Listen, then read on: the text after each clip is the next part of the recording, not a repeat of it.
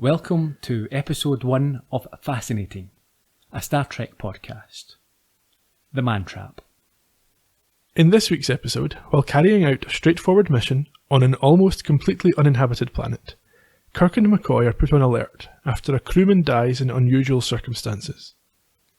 When investigations reveal a shape-shifting alien has infiltrated the Enterprise, Bones is faced with a terrible decision, as his captain's life hangs in the balance.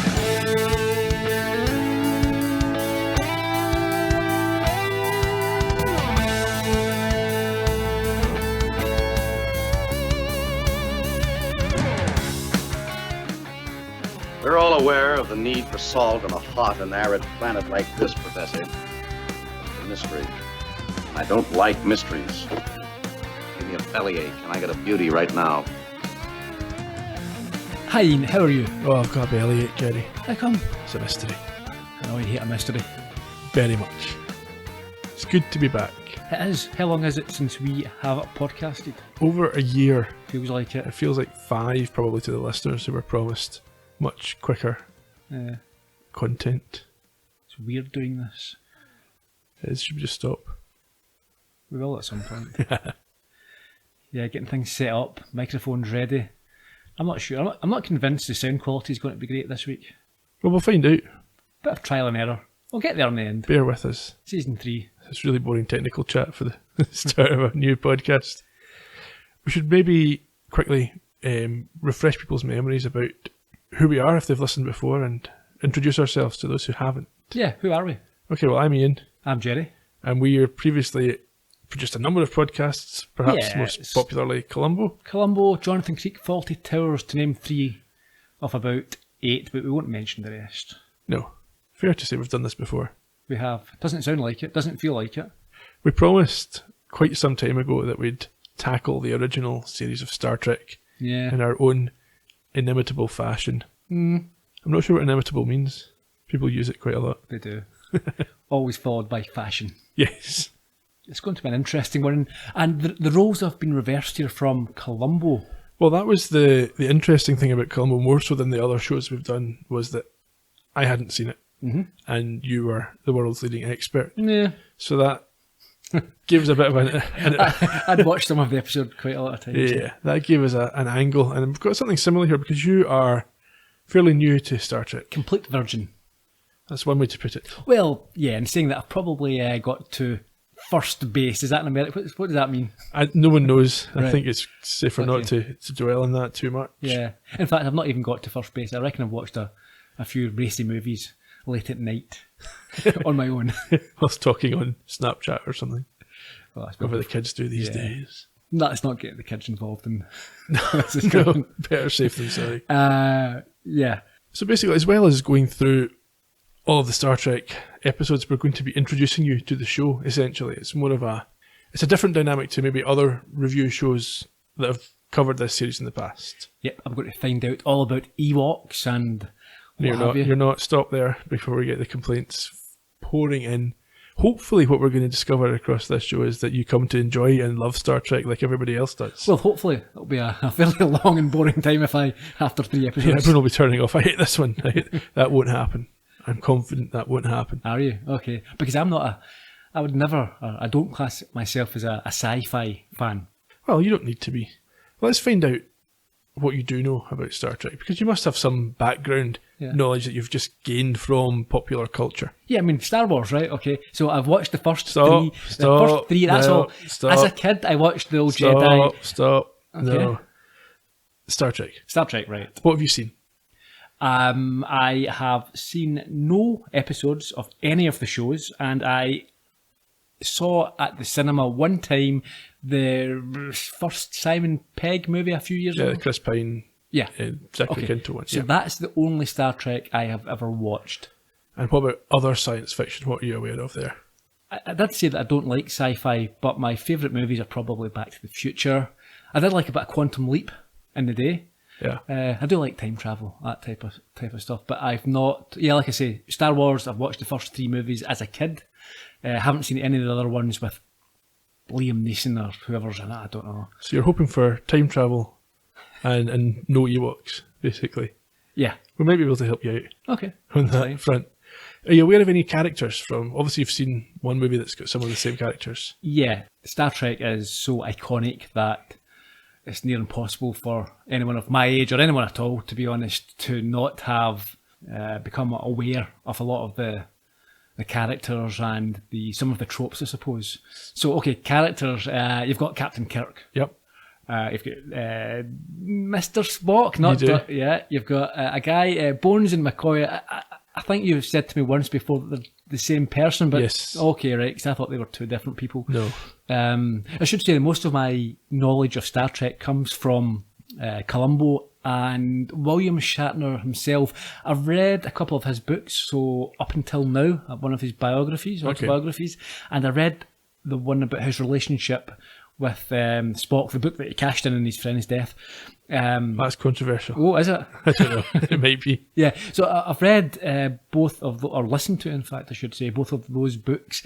But I know more about Shatner from T.G. Hooker. I mean, it's worth mentioning, when we went through the Columbo podcast, we found numerous crossover appearances between that show and this one. Yeah. So, I mean, I've heard of, there's Chekhov. I believe he was a character in Star Trek because he was in an episode of Columbo with William Shatner. Yeah. Fade into Murder. One of my personal favourites. Yeah. One of many Columbos that feature a Star Trek actor. What was the question? Characters? I was just referring. Yeah, well, we talked about characters that you might know. Mm-hmm. Do you know anything about these characters? So about their personalities or their traits? Well, I know that Spock is quite clinical, I suppose. Maybe not showing as much emotion as a human. I think he's not human. He's got those big ears. Half human. Okay. I know there was a female character, black female character, Uhuru, and I think there is something about the first interracial kiss on TV. Is that? I think that's one of the historical notes. Uhura. Okay. Yeah. What did I call her? Uhuru. I don't know. Yeah. Uhura. Yeah. Okay. George Takei. Yeah. Yeah, I'm aware of him. Okay. So just a very general, high level Yeah. awareness of these people and characters. Okay, what about some general information about the show? Do you know when it aired? Late 60s, I would guess. Yeah. Gene Roddenberry, I know that. I watched the documentary on the show a few years ago. Yeah. Apparently he... It wasn't kind to him. Well, yeah. From an outsider's point of view, people who know the show and are experts on it might disagree. Maybe this particular documentary was biased in some way, but I got the feeling that it was quite a tough taskmaster. You have to be, I think maybe he liked a drink, liked the female companionship. Maybe not the easiest of people to get on with, but again, that's just from this one documentary I watched. Do you know the name of the vessel in which the show is set? Yeah, the Enterprise. Okay, I did mention that at the top of the show, I suppose. Do you know who the crew of the Enterprise work for? No idea. Okay. Don't know really. I mean, it's obviously set in the future. Don't know what they're doing other than, I suppose, a bit of exploration, but I don't know who's set them on this mission. Don't know how long the mission lasts for. Don't know how it all works in terms of, where they've left from Earth. Do they come back to Earth? Do they is that them up there for the entirety of the exploration? Don't know how many people are on the ship. Okay. Yeah, don't know the different coloured uniforms. Yeah, do you know what those mean? No, I know there's something about, is it red shirts are always dying or something? Well, not all of them, but yeah, generally. Bit of a trope there, yeah. Yeah. I know about to go boldly or to boldly go or something, yeah. Yeah. So, again, you don't know an awful lot. I could answer your questions, but I think it makes sense for us just to watch the episodes and find out the answers to these things. I remember the song from the 80s about the Klingons. Yeah, the less said about that, the better. Was it the farm, was that? Yeah, probably. I don't think it was meant to be. It doesn't come across to me anyway as too kindly towards Star Trek. Maybe folk think it's a tribute. I don't know. It sounded to me more like a satire. Okay. I guess there's mixed views. Mm-hmm. Okay. Do you know any of the alien species that appear in Star Trek? Klingons. Any others? Nope. Okay. Do you know where the Klingons are? Where they are? Yeah. Starboard bow. Ah, right. Yeah. Anyway. And you don't know the purpose of their mission. You've talked about that already. No, I mean, I'm guessing it is general exploration, but I don't know if there's anything more specific than that. I don't know what they do on a day-to-day basis when they're traveling. I mean, yeah, don't know anything. I know about warp speed in the ship. Yeah, okay, that's good. Uh-huh. That'll help you out. What do you know about the show's values? Not a lot, to be honest. I'm guessing because of the time period, 60s America, that there were sort of wholesome values in there. A lot of these shows did have... Well, it's probably not so much that. I mean, it's quite progressive, I would say, although... That doesn't mean they can't be wholesome. No, but I think you'll find it fairly progressive as you watch it. There are people who maybe aren't progressive who also like the show and maybe co-opt some of the things that get said, but I would say it's a progressive show in terms of its values. Okay. Also should say at this point I have watched the first episode and there's certainly a number of aspects that wouldn't be classed as progressive. Progressive for the 60s. Okay. Okay, because there's a lot of things happening in Star Trek that hadn't happened on network television previously. And I think we should point out just now that we will be taking a critical look at it. Yeah, we're not asking you, would you have liked this if you saw it in the 60s? We're asking you, do you like this now? Essentially, that's the central premise of our podcast, so that it doesn't make sense for us to say, yeah, that was fine at the time, but one of the complaints that we've had, one of the criticisms we've had in the past for our shows is that we take humour that was written in the 70s and criticise it from a 21st century point of view, but that is what we're going to do. That's the purpose of this show. There's no value at all in us just going over what's been said a million times before by other people. Okay. When does Darth Vader, when does he come Shut up. That's, you're talking nonsense. Stargate, is that Yes, thing? we're moving on very swiftly from this. I've only got one more question about these. Any catchphrases or common tropes or anything you're aware of? I know now that fascinating is one, but I didn't know before we came up with, or you came up with the name for this show. He's dead, Jim. Again, was that in that song? That's in the song. Yeah. So literally all you know is from this song. Yeah. Yeah. He's dead, Jim. And Beam Me Up, Scotty. Yeah, it's not in it. Is it not? No. Or is that one of these things that... Yeah. Oh, okay, all right. Any other catchphrases or things? No. I mean, there may well be ones that I hear You spot as you go along, and I realise where it's from, but yeah. Yeah, I think people have got a fairly clear view of where you're starting from on this journey. Well, yeah, I think it's just I'm aware of the cultural impact it's had because it's so popular, but You've got no plot knowledge at all and just very high level knowledge of the characters. Yeah. And the themes. Yeah. Okay, well, we can take it from there. I should tell people who are interested in this sort of thing that we are working from the Netflix versions of the show, and we're going in air date order, which is pretty much as they appear on Netflix. We're skipping The Cage for now, and we'll perhaps come back to it in the future as demand insists. But we'll go from there. We'll start with The Man Trap, as you know, and we'll carry on in that general direction. Before we get to that, in case people click off early, do you want to give out any social accounts that people can get in touch with us on? Well, hopefully people don't click off early at the end of the episode discussion, but you can get hold of us, or you can follow our impressive content on Twitter, Facebook, and Instagram, where we're at Trek Podcast, and you can get every episode of the show in all of those locations, and also on the website, which is astartrekpodcast.com. Instagram, we've not used that before. Well, I've never used any of them really, but... Yeah, we're making ourselves sound quite old. Yeah. Yeah, Instagram, the kids liked it about 3 years ago. Stop talking about kids, Ian. It's... We should get on to talking about this episode, because that is probably why people have tuned in. Indeed. Crack on.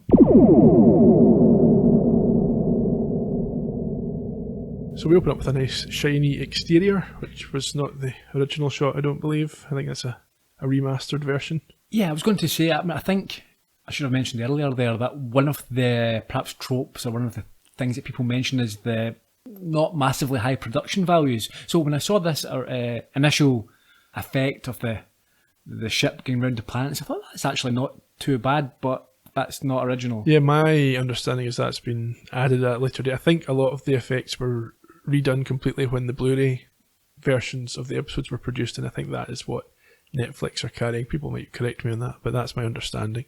So the original would have used more models and less CGI versions of these things. And it was a cold open, so no theme tune. That's another thing I was aware of. I recognised the theme tune. Okay. The Alexander Courage theme tune. Very brave man. It's actually a different version of it that they use in a few of these early episodes than the final version. You'll notice that as we go along. Okay. So yeah, we've got the impressive effect of the ship. We're given the planet and the year. Yeah, so it's planet M113. It's distinguished from Earth. You know, it's not Earth orbit because it's a red, sort of Mars-like planet. Now, is this something that fans get to know as M113. I don't think we come back to M113, but there are planets that are visited more than once. Yeah, so would someone know what M115 is, for example? Is that Not all of the planets. Anything that gets mentioned, there'll be people who know it, and certainly there'll be an entry in Memory Alpha website, which is a phenomenal resource for people. Okay. We have the captain's log. What's the star date? Oh. You can't call yourself a Trekkie, a Trekor? I don't think the star dates are that important, to be honest. I think there, especially in the original series, there's a little bit of inconsistency in star dates. 1513.1. Is it? Yeah. So it's like the 15th of I took January. a note. I thought it was important. You're telling me it's not? Okay, fine. From now on, I'll not bother. I wouldn't worry about the star dates too much. Just assume that it's chronological. We have a voiceover from Kirk. Yeah, he's explaining. So we've got a visual of Spock on the bridge of the Enterprise, and we've got Kirk, who's not in shot, explaining that Spock's on the ship while he, Kirk, and McCoy are heading to the surface for what would be a routine mission if it weren't for McCoy's ex-girlfriend being on the planet. Yeah. Now, during that voiceover, it was noted that Spock was in temporary charge whilst Kirk's off the ship. Yeah. Is that the ranking is Spock second in command? I think we can assume that. I don't think he doesn't just pick a random person each time. It's Spock's essentially the first officer. There's not someone who's just the first officer, but that's Spock's role. Okay, so tell me about this planet. Okay, so M113.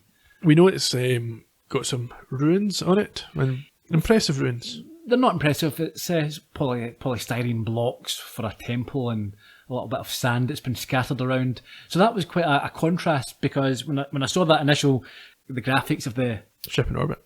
Yeah, I was impressed. And I thought, oh, this isn't what I expected. This is not what I'd came to believe was the production values. Then I saw the planet and I thought, yeah, this is more like it. Some cardboard boxes and you can imagine it's on a very tiny soundstage. Yeah, they work with the resources available. I think it's not that hard to suspend disbelief and imagine this is a alien world. It doesn't look like anywhere on Earth that I would recognise. Yeah, okay.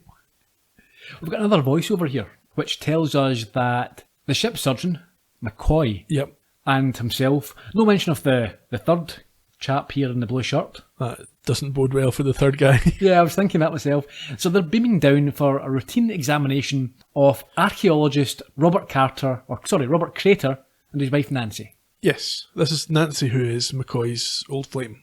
Now, for noting purposes, I now refer to McCoy as Mac. I take it he's never called Mac. No. Oh well. He is now. Just for your notes. My notes. So he's Bones again, yeah? Yeah, that's his nickname. Okay. What we call it? Let's stick to something. Have we got to call him McCoy or Bones? Or... You can call him either of those names. Okay, so Mac. Yeah, Kirk teases McCoy here. He, knowing that he's a bit anxious about meeting this woman again. Yeah, I think he says that he should have brought her flowers. Yeah, he takes some dry grass from the side of the ruins. McCoy's not impressed by this. No. Yeah, he accuses Kirk of bribing women with things like flowers to get them to like him. I'm not sure that counts as bribery. Not really, no. We're all in a bit of bother. Inside this temple, they enter to find it furnished, but with no one at home. As a nervous McCoy rues his decision to meet with his old flame, I think. Yeah, he notes it's been 10 years since they walked out of one another's lives, at which point she returns. Yeah, does she return before the third guy, I think, what's his name? Darnell. Yeah, he looks out of an opening and seems to act slightly odd before we hear some high-pitched singing as Nancy, the wife. Yeah, I think what we can interpret there is that he's seen her approaching. Okay. Because he explains a wee bit later that he recognises her. Right. Or he thinks he recognises her, which doesn't make sense to him. McCoy claims when he sees Nancy that she hasn't aged a day. Now that could just be something that is something that people say to old friends. Yeah, so there's nothing immediately of concern when McCoy says that. But when we see her from Kirk's perspective, it is clear that she is much older than how she appears to McCoy. That's right. She's got grey in her hair, I think. So she's meant to be 25 to McCoy, so she's now 35, and obviously past it. Is that the difference? 10 years? Well, Kirk says later she's certainly not 25, and McCoy last saw her 10 years ago. Yes. Yeah. So we don't know, are we seeing her through McCoy's rose-tinted spectacles at this point? But then, from Darnell's point of view, it's a completely different woman altogether. Yeah, I should say at this point that I did find there's a little bit of inconsistency or things that weren't quite Well, yeah, the alien doesn't use this power again to appear as different people to different folk. No. From this point, apart from this one scene, it's always one person. But it could just be it doesn't feel the need. Spoiler there, Alien. We haven't got to that point yet. People know. Are you sure? Well, you know. But maybe there's people listening because they're like me, have never watched the show and are... I'll go and watch it. Come back. Anyway, things get stranger when Nancy is introduced to crewman Darnell. Yeah. And we see that to him, she, as you mentioned, appears to be a younger blonde that he used to know. Yeah, and he doesn't really hold his discipline here. He remarks that she looks just like a woman he left on a pleasure planet. Yeah, and he's told to mind his manners by McCoy, as we see Kirk smiling. Yeah, well, from the reaction, he could as well have said space brothel or something. You know, it's like he's accusing her of something hideous from the look on McCoy's face. Kirk, I think, advises him to step outside, which he does. We then discover that McCoy's first name is what? Leonard. And was given the nickname of Plum by Nancy, who is now back to being the younger brunette that McCoy knew. Oh, it seems, yeah, when we see her from McCoy's vision, that's how she's appearing in this scene.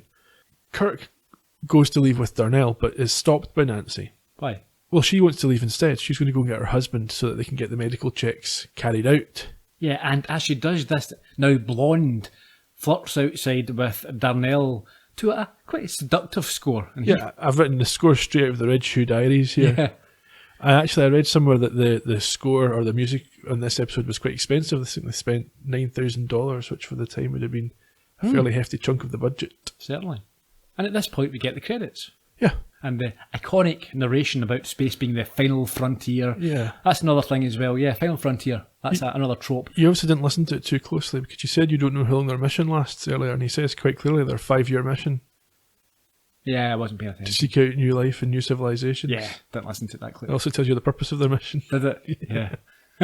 Anyway, yeah, we get another exterior of the Enterprise before we get Kirk updating his captain's log. With this one's a little bit incongruous. He talks about knowing that she appeared as 3 different people. So from my watching, this log must actually chronologically be the last one. Well, I think Kirk confirms that each member of the party sees a different Nancy Crater, but then, so why does Darnell see someone different? Yeah, well, this is the confusing thing to me. So when is he recording this? When is he saying this? Because when you go back to them, they're not aware that they're seeing somebody different.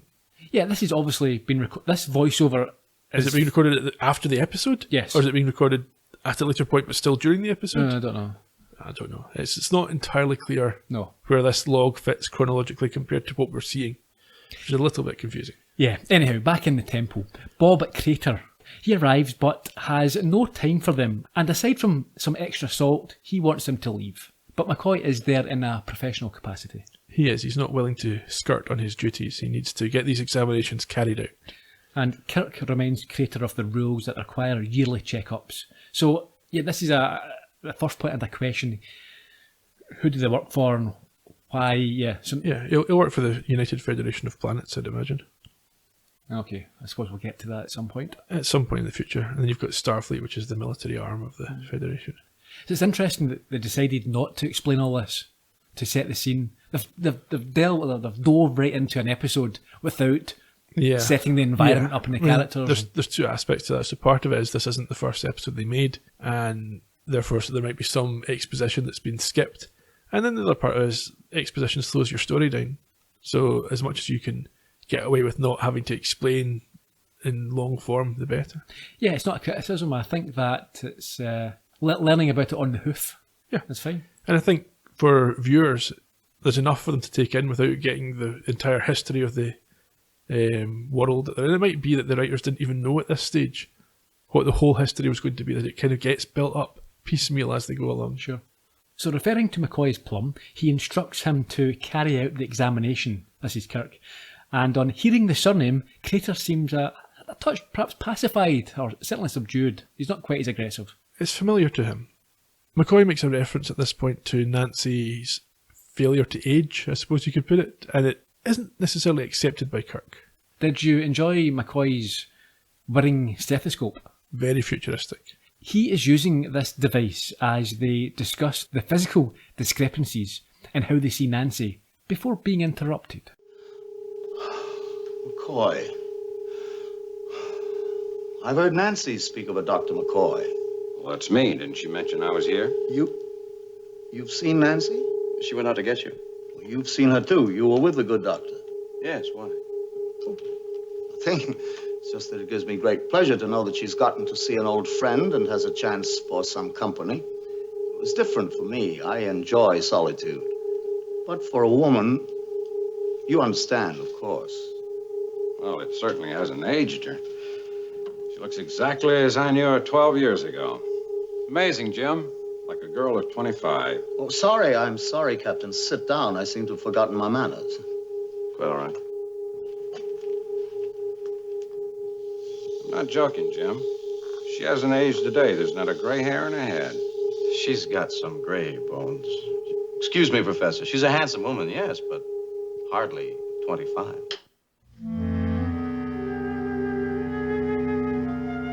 You've seen my wife with the eyes of your past attachment, Doctor. I'm sure when you see her again, she'll be of a believable age. Well, at any rate, she doesn't look a day over 30. Genuine affection. I'm glad you still feel it for her. Leonard, isn't it? She's a fine woman. Open your mouth. Well, I thought the machine was... The machine is capable of almost anything. I'll still put my trust in a healthy set of tonsils. Now, open your mouth. Dramatic twist there as the examination is interrupted. Yeah, the scream came from Nancy, who's outside and standing over the body of Darnell, who has some red circles all over his face and a green pellet, I thought it was at first. I think it's a local fruit. I think we get a trope here, or a catchphrase. Okay. McCoy utters, "He's dead, Jim." There you go, you mentioned that one before we started. You'd be quite pleased to check it off your list. McCoy also notes the unusual marks on Darnell's face, and their initial line of thinking is that he's poisoned himself with these berries. Yeah, and I think they push an upset Nancy for more information. She tearfully backs up that she saw him take a bite of this plant and couldn't stop him. But we can see that McCoy is distracted by her. Perhaps seeing the... Well, for a start, yeah, he's seeing her look different, but also I think he maybe doesn't buy what she's saying. Yeah. And she asks him if he believes her. She tries to play the sort of an emotional card here. Kirk tells them that they will continue tomorrow before producing his flip phone and requesting... His communicator. Is that what it is? Yeah. Okay. His flip communicator and requesting that the three of them be beamed up. Yeah, before they disappear, Nancy has a reminder for them. What's that? Nothing to do with the dead crewman, just that she needs some salt. Yeah, I mean, the food is a bit tasteless down there. She seems a bit stressed out about it, actually. Yeah, she seems anxious, yeah, which is interesting. Back on the Enterprise, Uhura's trying to get a rise out of Spock on the bridge. Is this called the bridge? Bridge. Yes, he reprimands Uhura for some mistake that she made, and she jokes about crying, which confuses him. Yeah, he says it's illogical for a communications officer to resent the word frequency. Is it communications officer, or is it a woman that he thinks is illogical? No, he says a communications officer. Well, I've written down. No. Yeah. You're right. It's her that goes off in a rant about being an illogical woman and wants him to tell her how attractive she is. Yeah, I think she's taunting him because she knows she's not going to get an emotional reaction from Spock. She asks him about what Vulcan looks like on a lazy evening with the moon full, and he points out there's no moon orbiting Vulcan. So Vulcan, obviously the planet where he's from. It is. Is that quite near to Earth, or is it... Yeah, relatively speaking. Oh, well, relatively. I mean, you couldn't get there in an afternoon in your car, but fair enough. That's all I need to... Compared to lots of other planets, it's quite close.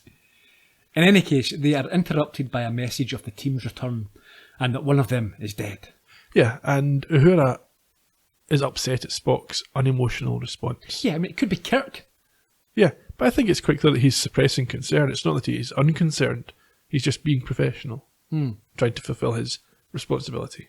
So from the bridge, we head over to the dispensary, where McCoy covers Darnell's body as Spock video calls in, some sort of Skype, with an odd thing. He's got something really weird, and it looks as if it wouldn't balance there properly. He's got something in his ear. Yeah, it's all part of his communications and science setup. Yeah, it's It's fine, just accept it. Okay, sure. McCoy says that the plant is like Nightshade. I think it's McCoy that says so. One of the two of them says that the plant is like Nightshade, but that it wouldn't cause the kind of mottling to the face. This doesn't surprise McCoy, as he can find nothing wrong with him, obviously apart from the death thing, you know. Yeah, that's why there's a concern. There's no obvious cause of death. And he goes on to remark about his initial perception of Nancy, but at this point Kirk snaps. Yeah, because although it's bothering McCoy, Kirk doesn't think it's important.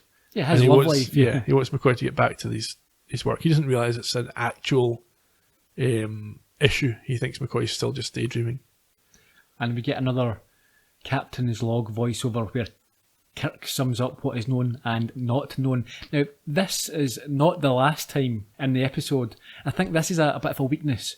The voiceover explains exactly what we've just watched. Yeah, but there'll be an advert break. Yeah, okay. So the way I imagine it is you're coming out of the break, they're recapping what's just happened, and then carrying on. Okay. It definitely seems to be an audience crutch rather than a required part of the plot. Back to the bridge. Yeah, we've got an important communique from Space Commander Jose Dominguez. What's that? He's called from the starbase to query why they're taking so long. Yeah, so is this ship, a question I have, is this a courier ship? No, but it could be that if they're passing something, they might pick something up for somebody if it's important enough. He's a space commander, so obviously he's got some pull. But Kirk tells him to wait a few days for what? His chilies. I suspect it's not the primary reason that the Enterprise is going to the starbase. I would imagine that they're going anyway. Guess so. So they're taking these with them. So far, we know that people want salt and chilies, and yeah, there seems to be some sort of... Just like you would. Space is very food-oriented. Spock, at this point, notes that McCoy's information about the plant checks out. It's not poisoning.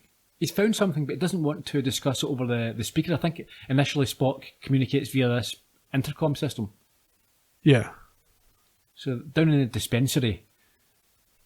Fascinating, another catchphrase we have here.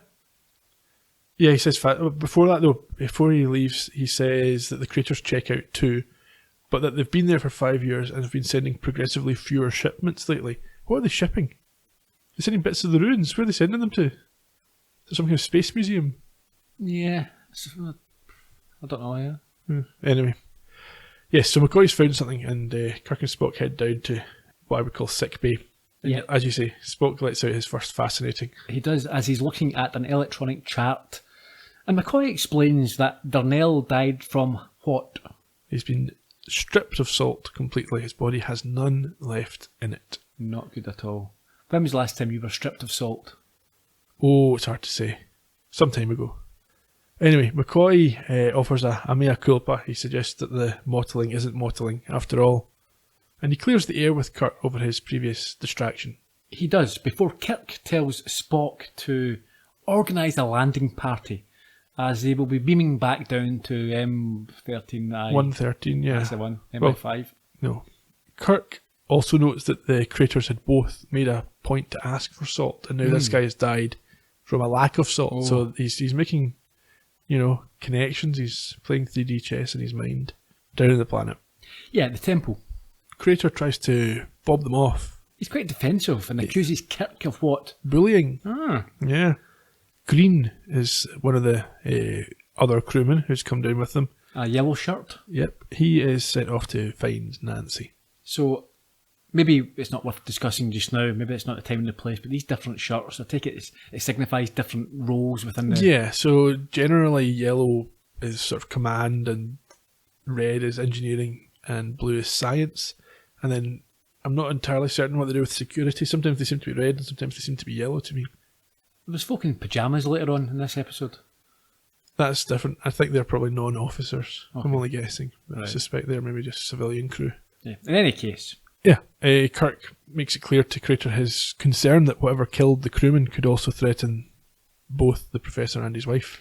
And a sample of this plant that they initially suspected might be responsible for the deaths is sent up to Spock for analysis before it is explained that they know about the salt depletion. Yeah, I think we heard about this conversation at the top of the show. Kirk complains about it being a mystery. Yes. Anyway, yes, Crater, he gives them some proof that they're needing the salt. He shows the salt supplies that they had.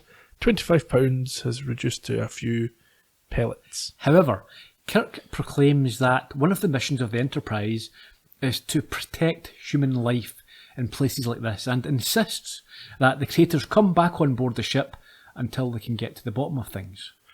Yeah, but Crater runs off. Okay, so again, before we move on, so one of the missions is to protect human life in places like this. So are there lots of humans that have been dropped off on different planets, and this ship has to... I don't think they go around...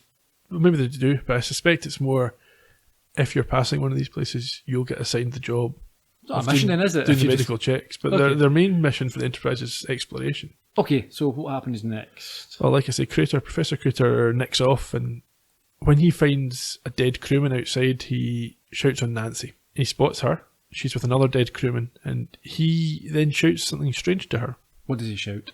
He says, I've got salt, smell it. And then he seems to try to lead her away. Ah, Big red flag there. Anyhow, Kirk and McCoy come out, and they find the dead crewman. I think his name might have been Sturgeon, yes, a descendant of our First Minister. probably. And they shout on Green, the other officer. And as they shout his name, we see Nancy transform into Green. Yes. That's quite a good special effect there. It was okay. Yeah, not bad. And she now goes over to meet with them and claim not to know where Nancy is. Yes, says they've been looking for her, but no success. And even though McCoy is apparently thinking with his glands, Kirk insists that the three of them beam up. Yep, Kirk being the one opposed to glandular thinking, I guess, for once. Well, you don't know that that's going to be a thing, but we'll see what happens. Okay. We're now in the transport room, so I take it that's where they beam to and from. Yeah. Okay. He radios Spock and instructs him to prepare the surface search technology to search for the Craters who have been obviously left down on this planet, and tells the transporter operator that Sturgeon's body is still there. So is she going to remotely beam him up? Or? Yeah.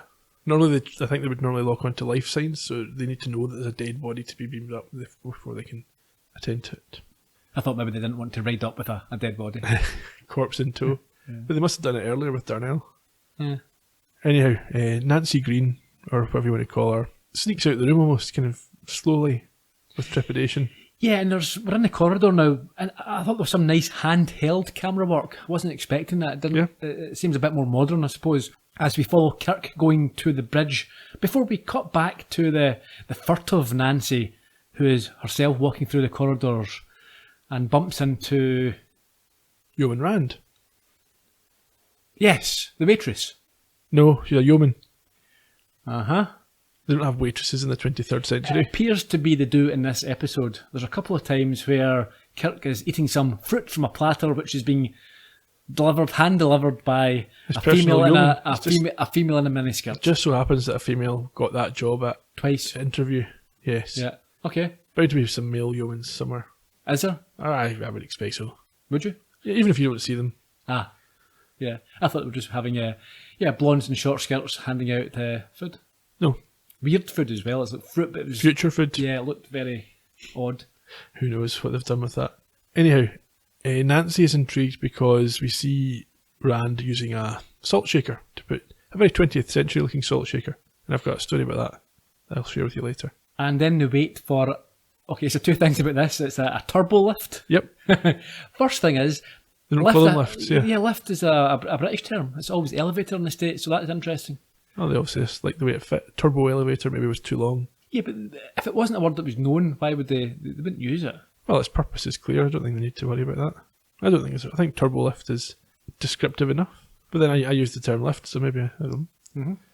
Anyway, at the sight of this salt, he, Nancy, the thing, gets... Oh, it's green now. Yeah. Gets agitated and is playfully slapped on the wrist when grabbing for the salt cellar. Yeah, I'm not sure that Yeoman Rand entirely understands what's happened here, but she's aware that Green's just back from the planet and is maybe a bit more sympathetic than she otherwise would be. She pops into the lift, and at the last second, Green jumps in after her. Now, not knowing what was going to happen next, I thought maybe he was going to murder the whole lot of them. Yeah. The lifter would open it by a bloodbath. Yeah. Or a suckered face bath. Yeah, but no. No. Back to the bridge. Yes, Spock reports that there's only one person on the planet. Yes, so I think Kirk tells him to expand the search radius. Yeah. Back in the corridor. Yeah, we get Rand telling Nancy or Green to go chase an asteroid, which I thought was quite a nice line. Yeah, she's a bit creeped out by him following her around. Yeah, but then you get a whole bunch of other crewmen trying to flirt with her. Yeah, well, they're creeping on her, just Yeah. like watching her walk away. And I wonder if that might be why she Bit doesn't perfect. find... Yeah, that might be why she doesn't find Green's behaviour to be too unusual. If she's used to getting this off a lot of the Yeah, folk in the crew. you said earlier it's quite a progressive show, but we've just got, again, women in short skirts feeding the men as they ogle her. Yeah, but they can be non-progressive characters in a progressive show. Okay. Anyhow, she enters the botany lab, where she brings this meal to Sulu. She does, yes, and talks to a Little Shop of Horrors plant, which is clearly just a hand in a glove. That's brilliant. I like that one, yeah. Okay.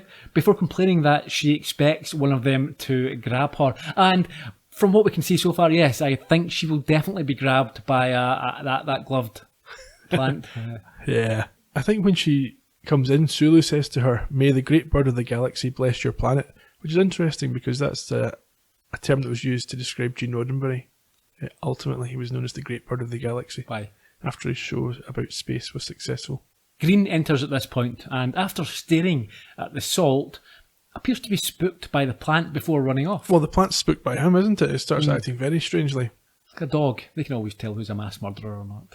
There's a reference in this scene by Yeoman Rand to Sorium Brandy, and that's a phrase or a term or a product that will come back. I bet you can buy that, can't you? I'm sure something that at least looks like it will be available at all good conventions. Back out in the corridor, Green sees Uhura exit the turbo lift, and at this point transforms himself into a black guy. Obviously has to be a black actor, because a female black actor would not be attracted to anyone who wasn't black. Progressive. Well, no, what it's done there is read her mind and become what it thinks that character is most attracted to, What it thinks. based on her own thinking. Really? Yep. In any case, he approaches her.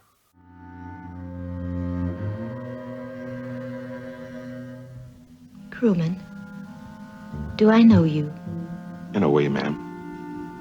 You were just thinking of someone like me. I'm guessing, of course, but you do look a little lonely. I see. So naturally, when I'm lonely, I think of you. Nina Kudania. Mamalki Musari. Una kefiri, hur. Swahili.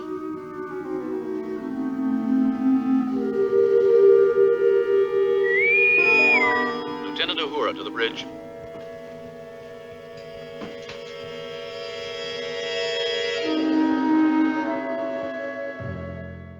We obviously couldn't tell from that clip, but at that point, Green is quite intimidating. Looks as if he's about to Well, attack. I wondered if she'd been paralysed in some way, because we do find later on that the creature has the power to paralyse. So Sometimes. yeah, when required. So it's possible that was in effect there. But when the call comes in from the bridge for Uhura, she is certainly able to escape looking quite troubled. You would be, yeah. And we head over to McCoy's quarters. I believe this is his bedroom. Yeah. He is quite restless and he Skypes with Kirk and confirms So that Skyping, he just communicating. That's how they communicates. communicate. Yeah, but there's a difference between a telephone and a video They call never use a telephone. or a speaker system. Yeah. Sometimes it's audio, sometimes it's video. Okay, so he Skypes with Kirk and confirms that he can't sleep. I don't know why. It's like, oh, Kirk, I can't sleep. Okay, too bad. Well, I think Kirk asks if he's having trouble sleeping. Does he? Yeah, okay. Yeah. And suggests that he tries the red pills that Oh, yeah. McCoy had previously given to Kirk. Yeah. I wonder if they're meant to look futuristic. They look to me like the kind of ibuprofen liquid tabs that you get nowadays. But I don't know if you had red pills back in the 60s or not. Uppers and downers, reds and blues. McCoy ponders this advice, but decides against, I think. We don't see him taking those pills No, yet. we don't. And outside, Nancy spots a guy in a spacesuit, It just follows him. and it appears that he is the next victim. It's looking that way. Over to the bridge. What happens? Well, at this point, Spock confirms once again that there's only one person being detected on the planet. Within 100 miles. Oh, yeah, so it's not on the whole planet, but within the radius of the ruins. And Kirk decides to take a team down, but he wants the Enterprise to stay in close contact so they can evacuate quickly if required. Because obviously there's a concern that something's happened to Nancy. Yeah. At this point, we see Nancy outside McCoy's quarters in the corridor, and she finds his room and transforms into the older version of herself. So why not the younger version? I think now that you've seen the older version, it makes sense to be consistent, otherwise it would throw a red flag. Okay. And she gets invited in by him, Yeah. where she seduces him and agrees that he should take the red pills as suggested by Kirk. Yeah. We haven't learned this yet, but we do find that the creature, as well as needing salt, also needs affection. So she's maybe drawn to the strength of McCoy's feelings for Nancy. Back out in the corridor, the latest victim is discovered by Sulu, isn't it? Sulu and Rand find the victim and alert the bridge. And it's time for another voiceover. Yeah, where Kirk suggests that the crewmen were killed by a strange life form, which is a bit of a leap. Yeah, from his point of view. Yeah. But hey, they're guiding us along through the story. And we see Nancy now. She sits over the doped up McCoy, who is mumbling about the deaths. And a medical alert is sounded. But with the aid of the drugs, she easily manages to get him to stay put. So I think it's normally his job to get up and see what's happening. At one point it looked to me like she was inches away from tasting his salty sweat. Yeah, I from can his see fevered brow. You would definitely do that if you were... If you were a salt monster. Yeah. Salt vampire, I think we can call it. So tell me, is McCoy the only medical officer here? He's the chief medical officer. So we see more? Not in this episode, but you may well see other medical people. We get another exterior shot as Captain produces one more log. Tell us about this log. Kirk is of the view that able-bodied crewmen should not be killed so easily, and he wonders how the creature is able to overwhelm them. He thinks Professor Crater has the answer, but he doesn't explain why he thinks that. I'm sure we'll find out, because we are now back down on this planet MI16. No, it's not 007. Stop it. Okay. Crater lurking in the ruins here and shouts at Kirk to leave because he's not wanted. Yeah, I think he informs them that he's armed and they have to go away, and that his wife is of no concern to them. He's a very furtive-looking creature at this point. And Kirk points out that she seems to be of no concern to him also. Sulu, though, comes on the communicator to advise that an officer called Barnhart is dead. That was the one in the spacesuit. Before Spock finds something... Green. Something green? Well, he finds Green, who they thought was on the ship. Yes, they thought they'd beamed them up earlier. Yeah, alive. So Kirk uses his flip phone again. Communicator. Yeah, to tell Sulu about the intruder. And he raises and to raise an alert. Yeah, and Sulu does so. We see a shot in the corridors as he raises the intruder alert and gives a order, General Quarters 3. And at this point they come under fire, Kirk and Spock that is. Yeah, from Crater. Who claims that he will kill for them to be left alone. Yeah, Kirk and Spock have a strategic discussion. Yeah. So again, this is another trope. So setting a phaser to stun. Yep. And not as Treen the Fat once said, set your phaser to Malky. only funny to Scottish listeners. Kirk is going to set his to stun, and Spock has to set his to a quarter. Yeah, it's not clear whether a quarter is more or less than stun, but I think it's more because there's a suggestion that Kirk is taking a risk. Yeah, well, if you didn't stun them, what would happen? Yeah. So I suspect, though, that 1 quarter is not enough to kill. Yeah. So it might render him unconscious, whereas stun maybe just... A flesh wound. Him. Yeah. Back up in the bridge. Well, I think we get a quick shot of McCoy sleeping before we go to the bridge. Do we? Okay. Yeah. Back in the bridge. Yeah. Sulu, Uhura, Rand are there, and they confirm General Quarters 3 status. Rand and Uhura come to the conclusion that the green that they saw and the Swahili gentleman Weren't who they thought they were. They were probably the creature. Yeah. And Nancy offers to help with the creature, or whatever it is, and she asks to be filled in. I'm sure Mackie would do that for her. So, yeah, not long after Kirk's left a log saying he thinks it's a strange creature, Nancy, as McCoy now, because she's taken his appearance, Yes. comes to the bridge and mentions a creature, at which point Sulu looks surprised because he's not aware of any suggestion that it might be a creature. It's a little bit round in circles there. Back down on the planet, using a pincer movement, Kirk and Spock creep up on Crater, even though they use a very loud phone to keep in touch. They're sort of shouting at each other, right, quick, yeah. I'll go left, you go right. He's quite elderly and can't hear very well. Yeah, okay. He's at least in his 30s. In any case, Kirk stuns Crater in a quite hilarious manner before they approach him to ask where his wife is. She was the last of her kind. The last of her kind? Last of its kind. Earth history, remember? Like the passenger pigeon or the buffalo. Ooh, I feel strange. Just stunned. You'll be able to think in a minute. The Earth buffalo. What about it? Once there were millions of them. Prairies black with them. One herd covered 3 whole states. When they moved, like thunder. And now they're gone. Is that what you mean? Like the creatures here. Once there were millions of them. Now there's one left. Nancy understood.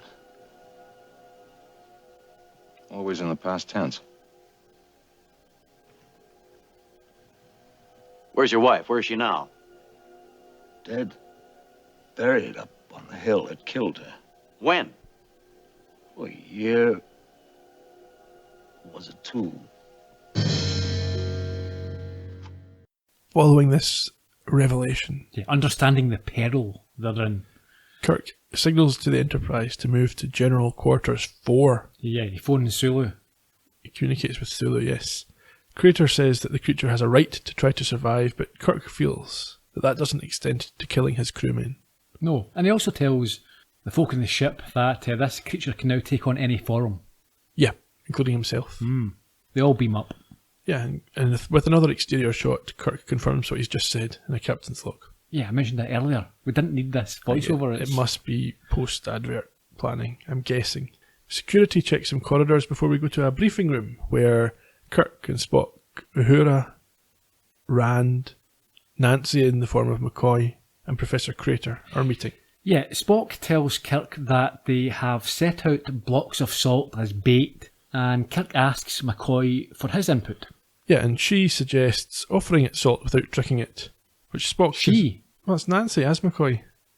Yeah, well, it's not Nancy as McCoy, it's only Nancy. It's the creature. The creature, yes. Well, it's not the creature as Nancy as McCoy. Respect the creature's pronouns. It's not. It's a female creature. It's not Nancy. It's the creature's now Spock. Now McCoy. Yeah, but it's a female creature. Is it? I don't know, but it's played by a woman, so I'm guessing so. What do you mean it's played by a woman? Like when it's in its own form. No, it's not. Later on when it's green. How can you tell? Because I know who the actor is. Okay. Anyway. Yes, Spock suggests that this is reckless, but Professor Crater agrees with the creature, likens it to a chameleon, using the resources it has available, and says it's not dangerous when it's got enough salt. I think at this point Sulu interrupts via Skype to tell them that the halls have all been sealed off and that weapons have been locked away. We're security at level 4. So again, is this something that... Yeah, it's just like a red alert sort of situation. Okay. General quarters, I presume, means certain folk need to go to certain places. Yeah, but they have had no success in finding the intruder. No, because he's in the room with Kirk, he or she. Kirk at this point offers a deal. Crater will be given a pass on all previous indiscretions if he can lead them to the creature. Yes, otherwise he's going to take Crater down. And so Crater goes on to tell of his love for Nancy and how the creature appears as her to him after it killed her.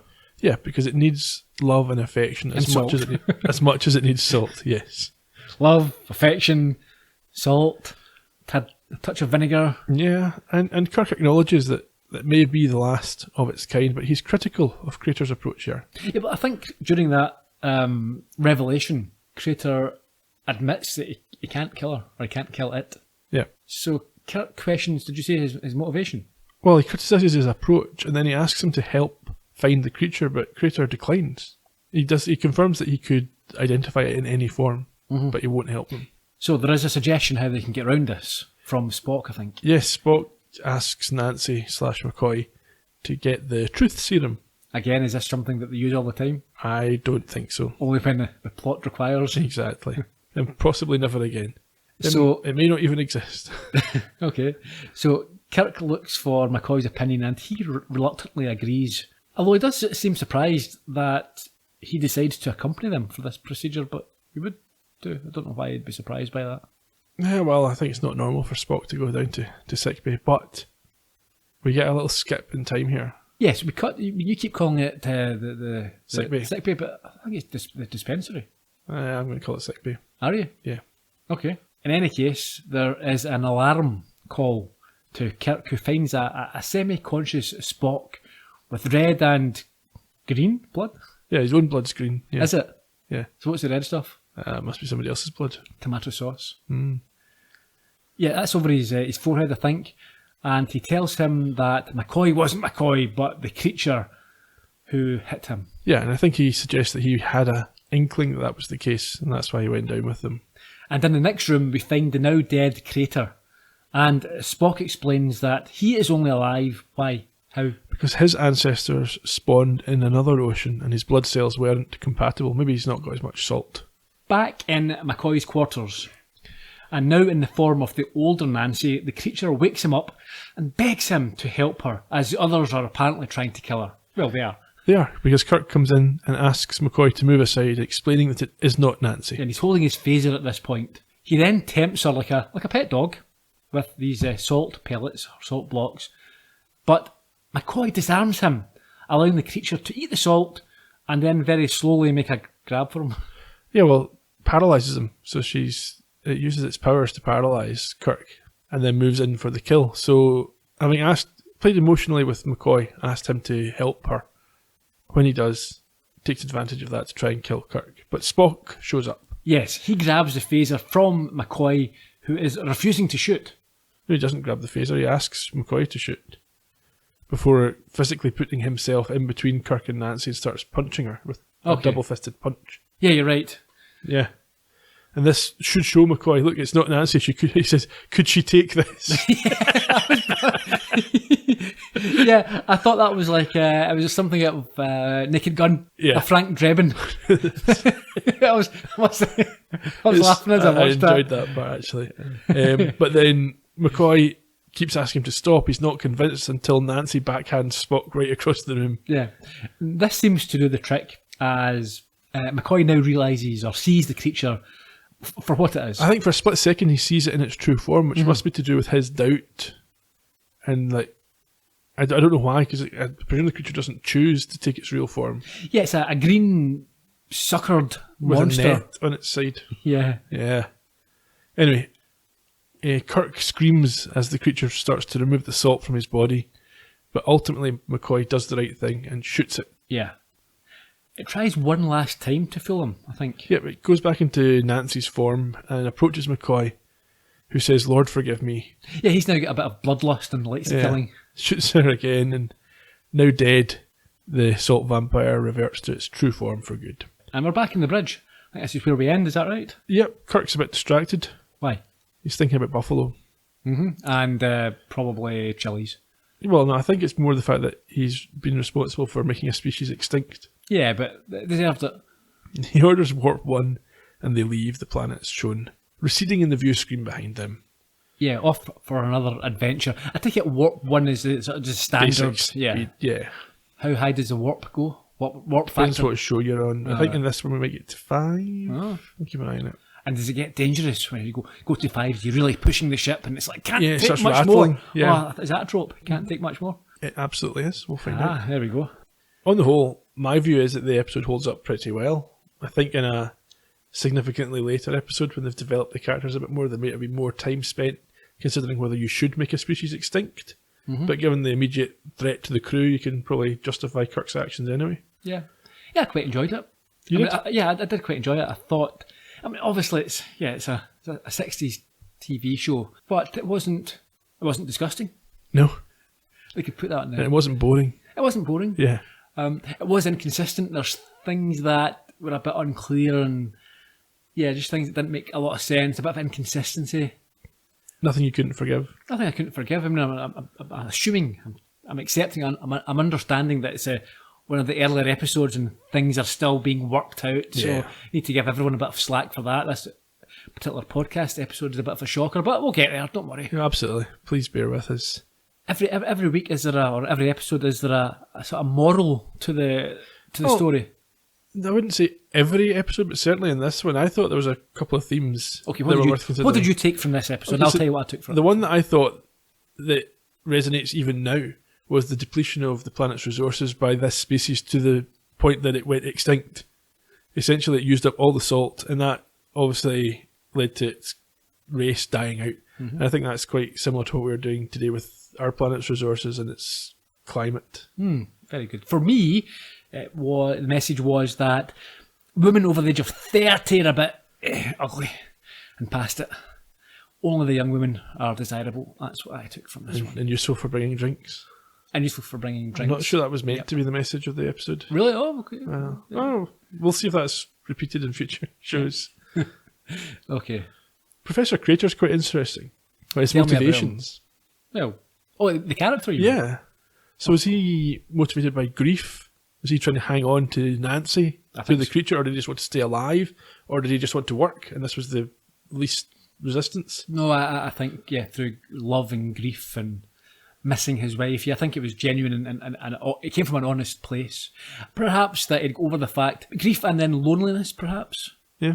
And became not institutionalised, but had adapted to living in that environment on his own and didn't want to be, resigned himself to that sort of lifestyle and became comfortable. Yeah. Now, I think this might be partly due to the fact it wasn't the first episode filmed or intended ever to be the first one, but there's probably some issues for new viewers. You can probably fill me in better on this, but I thought there might be a bit of an issue. They didn't really introduce people very well. You didn't get any background on anybody. You're told things about Spock, but you don't really get the full story. Well, we sort of touched on that earlier. I think they're deliberately not. You'll pick this up as you go along, and I think that's fine. And this is another point. Now, they do this in Next Generation and Deep Space Nine, which are spin-off series later on, and I always have a slight concern with it, is they take characters and have them play against type or against their character in early episodes before they've established that character. So they did it with McCoy in this episode. You've got McCoy and then you've got McCoy as Nancy. Did you feel there was enough of a distinction between McCoy as McCoy and McCoy as the creature pretending to be McCoy? No. I don't know anything about his personality, his character. Yeah, so it's hard to... That's what I thought. So if you've seen a lot of episodes, you probably could come back to this and see, there's definite differences in how he is acting when he's the creature. But for a first viewing, it might be more difficult, I think, to pick up on that subtlety. Mm-hmm. And McCoy didn't come across as a particularly attractive person in this episode. There weren't... Yeah, he didn't have any particular redeeming feat. Or there was nothing that you thought, if he died in this episode, I wouldn't be bothered. He didn't come across as a particularly heroic or important character to the... The opposite, in fact. Yeah, he could easily have been crew member of the week that happened to have this connection. Yeah. But again, that's something that they'll build out that character. I think you'll come to enjoy him a bit more. No doubt. Okay, some information about this episode. Yes, this is quite good because normally I would get through a lot of trivia. Yeah. But I don't have that responsibility in this show. So the only thing I've left for you is the air date. What was the air date? Oh, I'm going to guess. Okay, let's guess. The 1st of June 1967. No, it's earlier than that. 66, I think. Okay. Yeah, it first aired in the United States on 8th of September 1966. Didn't come to the UK for a few years, October 69. It was directed by Mark Daniels. This was the first of 15 of his episodes. He'd previously directed episodes of many popular shows, including Gunsmoke, The Man from U.N.C.L.E., Mission Impossible, The Doris Day Show, Marcus Welby MD, and Hawaii Five-0. Good shows. He died in 1989 at the age of 77. Oh. He has one acting appearance in Star Trek that went uncredited, but we'll get to that in due course. The episode was written by George Clayton Johnson, who's maybe best known for writing the original stories for both Logan's Run and Ocean's 11. He also wrote a number of well-regarded stories for the original series of The Twilight Zone. It'll be interesting to discover if there were a lot of recurring directors and writers, etc., like there was in Columbo and other shows. Yeah, definitely will. Johnson only wrote this one Star Trek episode. This was his only credit, and he died on Christmas Day 2015 at the age of 86. Yeah, he had a fairly long life. Mid-Turkey. Sandra Lee Gimple, best known for stunt work, but she appeared uncredited in this episode as the Salt Vampire in its own true form. She's also appeared in acting roles. She's got a lot of stunt roles, but she's appeared in acting roles in shows like 6 Feet Under and Brooklyn Nine-Nine. Still active? Yeah, they're recent shows, aren't they? Yeah. Alfred Ryder, Professor Carter, Crater. You've got me onto Carter. John Crater from Mars. He also appeared in Voyage to the Bottom of the Sea, One Step Beyond, Land of the Giants, and The Man from U.N.C.L.E., as well as in True Grit in 1969. He was in a Madness video. He died in 1995 at the age of 79, and I think during filming of this episode he had a severe arm injury that he was having to cover. Okay, sorry, what? He died when? 1995 at the age of 79. Okay, yeah. He looked older than that. So maybe early 40s in this? Yeah. The two of them didn't look as young as they were. No, yeah, I'd have guessed that he was about, mid-60s during the episode. Anyway. Jean Ball, who appeared as Nancy, both older and younger, in this episode. She also showed up on Perry Mason and Mr. Novak. But her television career came to an end shortly after she turned 40, for reasons we can only guess. She also had an accomplished career in the theatre and appeared on Broadway and in high-profile touring companies across America. Michael Zaslow, bit interesting about this guy, he was Darnell, the ill-fated Darnell. Not Michael Winslow, who played your man from Police Academy. Completely different guy. Right, okay. So he apparently appeared as a party guest in Breakfast at Tiffany's. He also showed up in another episode of Star Trek, and much later in the second Star Trek The Next Generation movie, First Contact, the best Star Trek movie in my opinion. Between 71 and 94, though, he played a character called Roger Thorpe in a show called Guiding Light. Now, he only appeared in 19 episodes of a show which had run from 1937 and ran until 2009. It was originally a radio drama before becoming a TV soap. But he made quite an impression. At one point, his character was brought back from the dead due to audience demands. Like Dallas? Yeah. And very like Dallas, and he eventually left for good because he developed motor neuron disease, which I think ALS or Lou Gehrig's they call it in America. And although he died in 1998 at the age of just 56, his character was not killed off until 2005, despite not having appeared on screen in all those years. Quite right. One last one, Jimmy Doohan, who you might have heard of. Jimmy Doohan. Yes, James Doohan, who plays Scotty. Doesn't get credited for this episode, doesn't appear, but we do hear his voice over the communication system at one point. Okay, I didn't mention that at the start, but yeah, I've heard of Scotty and I knew it was James Doohan. There you go. Okay, well, yeah, he doesn't... He's not credited for, nor does he appear in this episode, but you hear him. Now, a few bits of trivia. You might have noticed the very 20th century, as I said, salt cellars that they were using on their food. There's a reason for that. They had developed futuristic salt shakers, but Gene Roddenberry was concerned nobody would know what they were. That it wouldn't be obvious it was the salt. Makes sense, yeah. They went back to basic looking ones, but they did not throw out the salt cellars that they had developed.